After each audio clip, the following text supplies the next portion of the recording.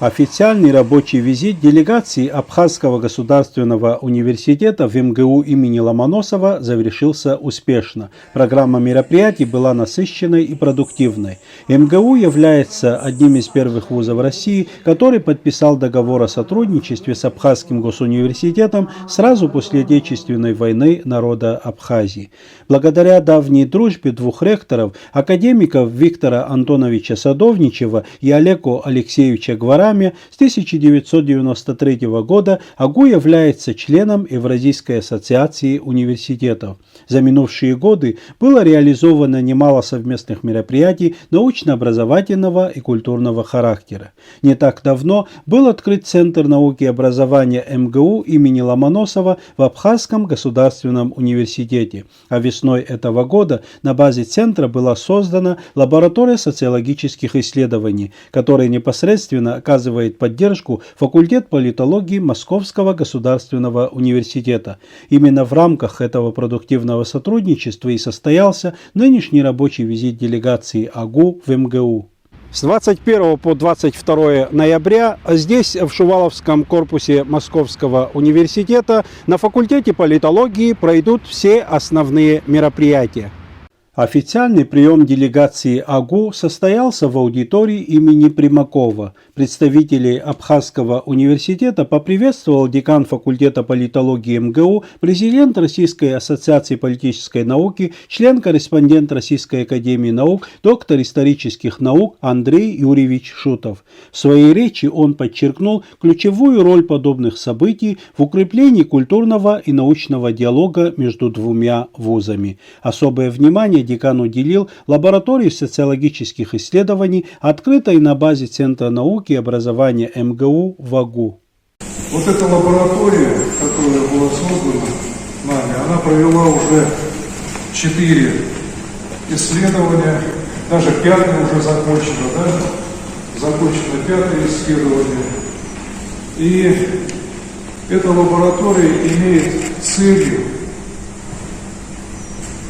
получить необходимую социологическую информацию для того, чтобы корректировать те решения, которые принимаются, в том числе и в согласии, во взаимодействии органов государственной власти Абхазии и органов государственной власти Российской Федерации. Вот. Это очень важно иметь информацию, как живут люди, что они хотят, каковы их намерения и предпочтения, и, исходя из этого, действовать. На встрече присутствовали представители посольства Республики Абхазия в Российской Федерации, члены московской абхазской диаспоры, журналист и блогер Лаура Джугелия, дизайнер Расида Лакоба, представители абхазского землячества МГУ.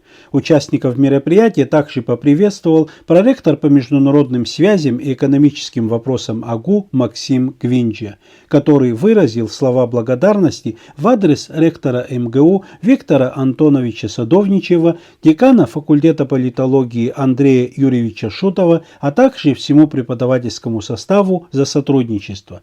Далее состоялось открытие фотовыставки под названием «Абхазия. Страна души».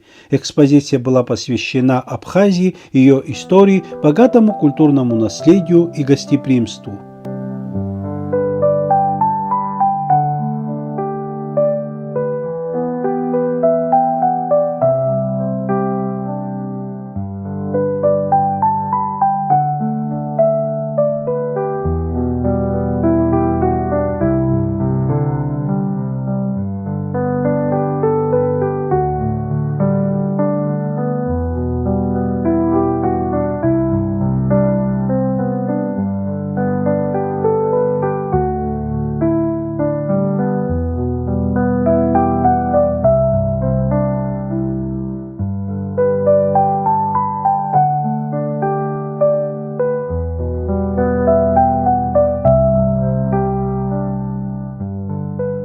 Наше сотрудничество, оно начиналось с чего-то малого, но постепенно оно вырастает, оно расширяется. Сегодня открылось в аудитории Д3 имени Евгения Максимовича Примакова в Шуваловском корпусе МГУ открылась фотовыставка, посвященная Абхазии, посвященная нашему сотрудничеству.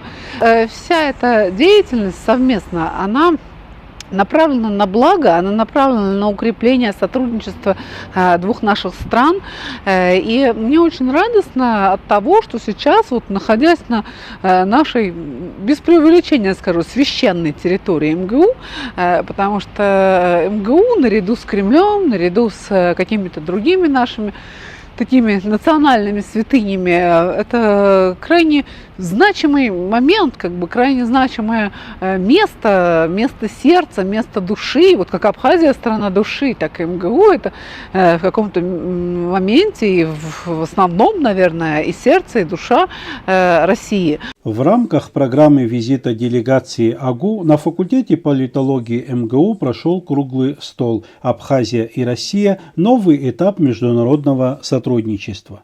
В обсуждении от АГУ приняли участие проректор по международным связям и экономическим вопросам Максим Гвинджа, помощник ректора Анжела Каджая, декан экономического факультета Эва Озган, доцент кафедры экономической теории Линда Ампар, заведующий лабораторией социсследований АГУ МГУ Беслан Хагба, научный сотрудник лаборатории София Дбар, заместитель декана исторического факультета Илона Агрба. Обсуждался широкий круг вопросов: история и современное состояние российско-абхазских отношений, общие ценностные основания обществ двух стран, направления развития стратегического партнерства, в том числе и в экономической сфере, результаты нового опроса лаборатории социологических исследований АГУ МГУ. С докладом, посвященным сотрудничеству в области развития избирательных систем, выступил специальный гость мероприятия, член Центральной избирательной комиссии России Антон Лопатин. Заключительный доклад был подготовлен студентами из Абхазии Манана Митревели, Баталом Киут, Львом Абгадж, обучающимися по магистерской программе «Социальная архитектура». На круглом столе также присутствовали представители посольства Республики Абхазия в Российской Федерации Даур Аджинджал и Пачук Чукбар. По итогам встречи было принято решение усилить международный обмен по всем затронутым направлениям, уделять больше внимания работе с молодежью обеих стран, развивать практики, способствующие взаимному узнаванию и дружбе между Абхазией и Россией. 22 ноября программа мероприятий началась с лекционного дня, который был организован в рамках курса «Современная социальная архитектура».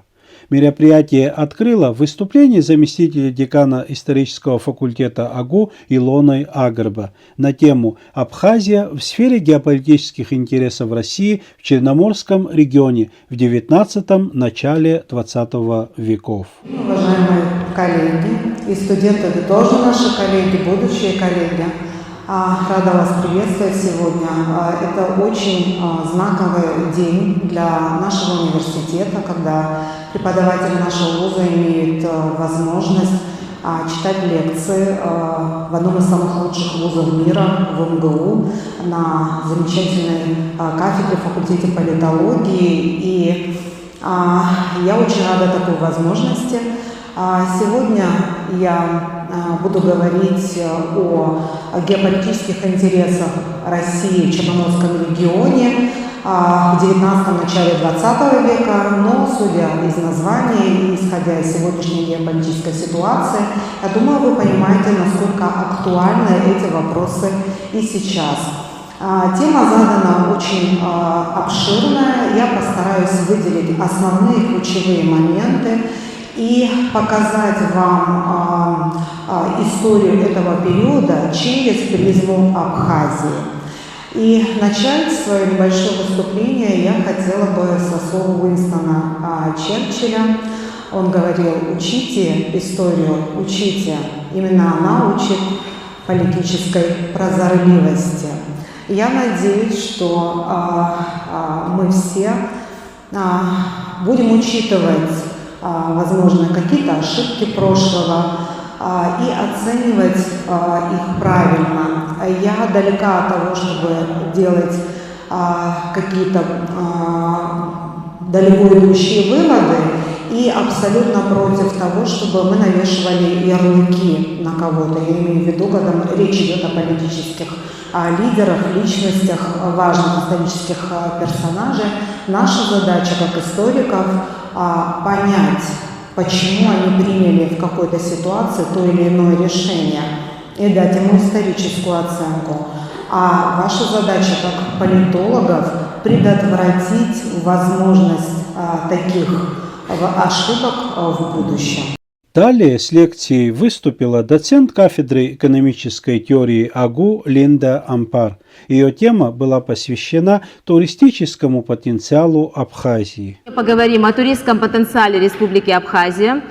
Конечно же, туристский потенциал является фундаментом, основой формирования туристского продукта и конкурентоспособности любой территории туристской.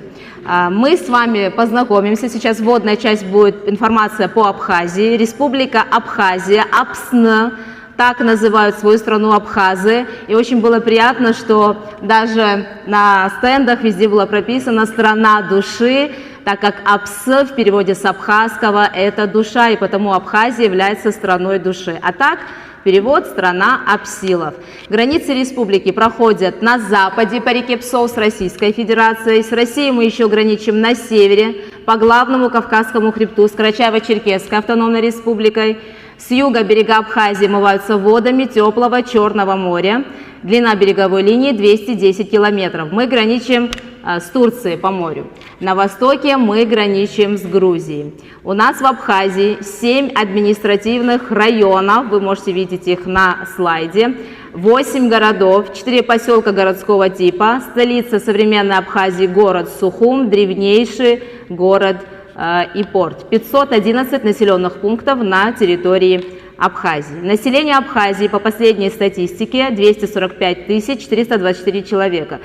Здесь проживают представители свыше 25 национальностей. Государственный язык Республики Абхазия – это абхазский язык, один из сложнейших и древнейших языков мира. В нашем алфавите 64 буквы, 56 согласных, 6 гласных и 2 знака. Язык наш древнейший, красивый. Могу пару фраз потом в конце лекции, если останется время, сказать вам и на абхазском языке. Русский язык наряду с абхазским является языком государственных и иных учреждений. Сегодня мне удалось посетить лекцию, касающуюся истории, в том числе взаимоотношений как регионов Кавказа, так и Абхазии, ее пути к становлению как геополитического актора. И на самом деле стоит сказать, что об Абхазии я практически ничего не знала до этого момента. В том смысле о том, что я знала, что Сухум – это, в общем-то, столица, о том, что это, в общем-то, существующий тоже такой регион, но именно об истории я никогда не интересовалась, наверное, за пределами, скорее, политики Российской империи в отношении стран, в том числе и Передней, в том числе и Центральной Азии. Поэтому конкретно узнать об Абхазии, было достаточно интересно и получилось узнать много нового. Особенно, интересно было отметить переселившихся, в том числе понтийских греков, упомянули. И я, как человек, который работает в греческой диаспоре, композитором-аранжировщиком, и мы занимаемся как раз фольклором, традиционной культурой, я особенно ценю такие комментарии и отсылки, потому что они дают понять, насколько этот регион на самом деле взаимопроникающий, в том числе в отношении фольклора. И тот же Трапезунд, Трапезанов, эта фамилия, этот регион, часть, этническая общность, тоже у нас и во Владикавказе много, и здесь в Москве тоже, такие части греческой диаспоры. Любопытно было узнать, что Кавказ так или иначе с этим тоже связан. Мне бы, в общем-то, как человеку, который в том числе заинтересован, в теме международных отношений, хотелось бы, в общем-то, продолжить, пожелать процветания продолжающегося, в том числе в Кавказском регионе, с народами Кавказа, у России, чтобы все подобные взаимодействия, они приводили к какому-то благополучному результату. Линда Ампар также провела познавательную викторину для студентов факультета политологии, главным призом которой стали путевки на отдых в Абхазию. Их получили 10 студентов, которые проведут недельный отдых в городе-курорте Пицунда летом 2026 года. Такая возможность была предоставлена Министерством туризма Республики Абхазия.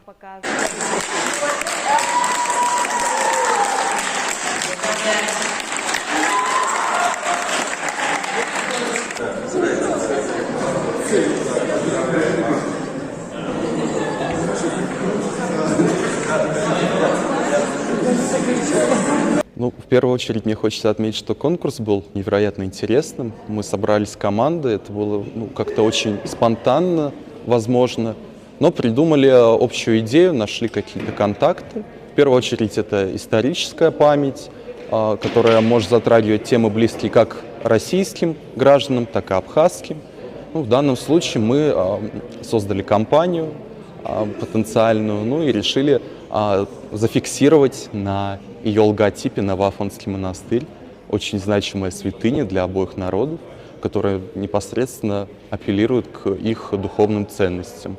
Рассказывая о программе нашего бренда, стоит отметить, наверное, что мы разработали детально 2 маршрута, которые проходили по разным районам. Первый был более общий, в принципе, по всей Абхазии, затрагивал многие регионы. Второй относился скорее к студенческим направленностям. В первую очередь он затрагивал фигуру Фазилия Искандера, который имеет очень большую связь как с Россией, так и с Абхазией. В данном случае программа пролегала через столицу Абхазии, город Сухум, и затрагивал памятные места Фазилия Искандера, русский театр имени Фазилия Искандера, также определенные скульптурные композиции, которые относились к его произведению. Я считаю, что все команды были хороши, и, в принципе, это была очень достойная, можно сказать, битва, конкуренция.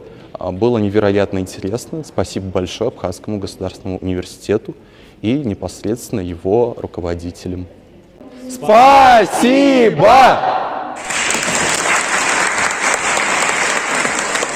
В заключении выступил заведующий лабораторией социологических исследований АГУ МГУ, кандидат политических наук Беслан Хагба.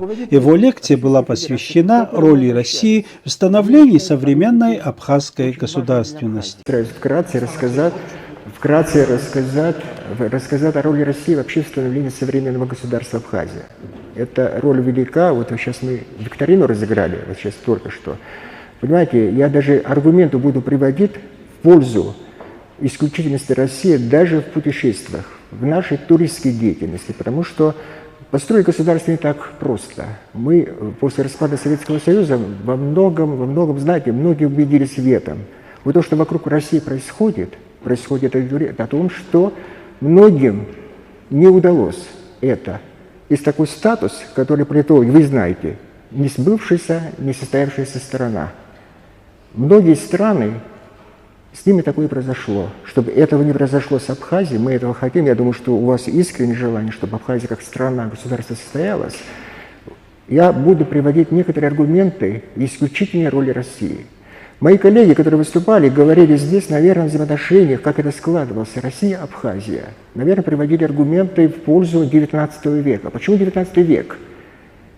Это очень важно, вообще-то говоря, XIX век, потому что XIX век, я хочу обратить ваше внимание, начинается систематическое освоение России Кавказа. Не только Абхазии, Кавказа. Вы изучали историю, помните, российско-персидские войны, российско-турецкие войны с османами, сколько войн было, явно в пользу России. И начинается доминирование России на Кавказе. Есть такая замечательная книга, автор Дубровин «Владычество России на Кавказе». Я вам советую почитать, между прочим. «Владычество России на Кавказе». А почему Кавказ так интересует, кстати, и России? Потому что идет борьба не только с османами, с персами, идет борьба с англичанами и Францией. И потому, это первый аргумент. Второй аргумент – это границы, пограничье. Россия, Российская империя – это держава. О чем заботится Любая страна, даже нынешняя великая держава, чтобы вокруг этой страны была стабильность.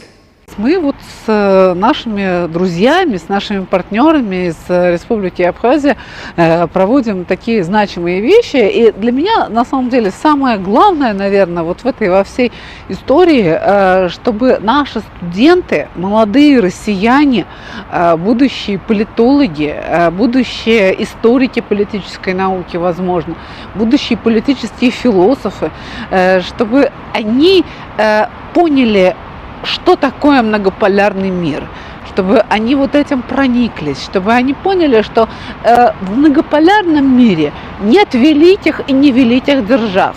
В многополярном мире все общение строится по сетевому принципу. И Абхазия, которая, возможно, территориально не так велика, но она очень значима. Она предельно значима и для России, и для нашего университета.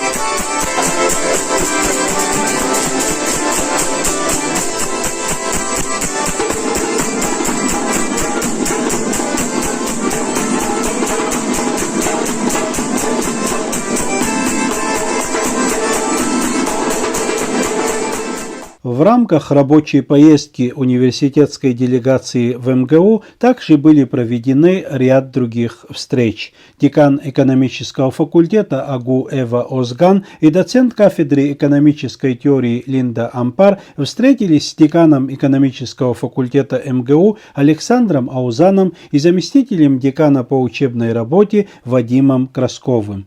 По завершении официальных мероприятий для делегации АГУ была организована экскурсия в Музей истории МГУ, а также в Музей искусства природы в Камне, созданный по инициативе академика Виктора Садовничева.